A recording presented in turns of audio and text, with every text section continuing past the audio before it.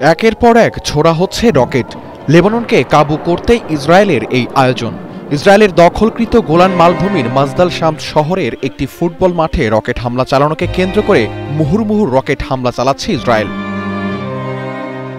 ইসরায়েলের দখলকৃত ওই মাজদাল শামস শহরের ফুটবল মাঠে রকেট হামলার ঘটনায় নিহত হয় 12 শিশু ও কিশোর, যাদের সবার বয়স ছিল 10 থেকে 20 বছরের মধ্যে। ইসরায়েলের দাবি, ইরান সমর্থিত লেবাননের হিজবুল্লাহ গোষ্ঠী ওই হামলার জন্য দায়ী। কিন্তু এ হামলায় জড়িত থাকার কথা অস্বীকার করেছেন ইরান সমর্থিত গোষ্ঠীটি। তবে কি হিজবুল্লাহর ঘাড়ে দোষ চাপিয়ে লেবাননে হামলার পূর্ব পরিকল্পনা বাস্তবায়ন করল ইসরায়েল? 27 জুলাই ইসরায়েলের দখলকৃত গোলান মালভূমির মাজদাল শামস শহরের দ্রুজ গ্রামে হামলা চালানোর কথা জানায় ইসরায়েলের জরুরি পরিষেবা। দ্রুজ শুধু একটি গ্রাম নয়, বরং এরা একটা সম্প্রদায়। বিশ্বের বিভিন্ন দেশে ছড়িয়ে ছিটিয়ে আছে এই দ্রুজ সম্প্রদায়ের মানুষ, যার মধ্যে সিরিয়ায় 50 থেকে 55%, লেবাননে 40%, ইসরায়েলের 6 থেকে 7% এবং জর্ডানে 1 থেকে 2%।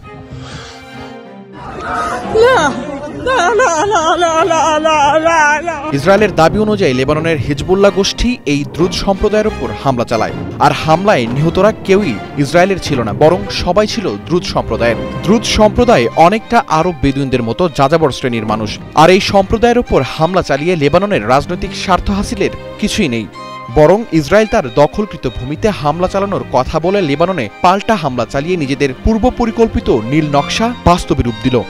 যদিও ইসরায়েলের মূল ভূখণ্ড থেকে দখলকৃত গোলান মালভূমির দূরত্ব ছিল প্রায় 350 কিলোমিটার। ইসরায়েলের দখলকৃত গোলান মালভূমিতে ফুটবল মাঠে হামলার পর ইসরায়েলের প্রধানমন্ত্রী বেনিয়ামিন নেতানিয়াহু হিজবুল্লাহকে সতর্ক করে বলেছিলেন, এই হামলার জন্য তাদের ভারী মূল্য দিতে হবে। এর পরপরই ইসরায়েল পাল্টা হামলা জোরদার করে। তবে ইসরায়েলের পাল্টা এই হামলাকে হালকাভাবে নেয়নি ইরান।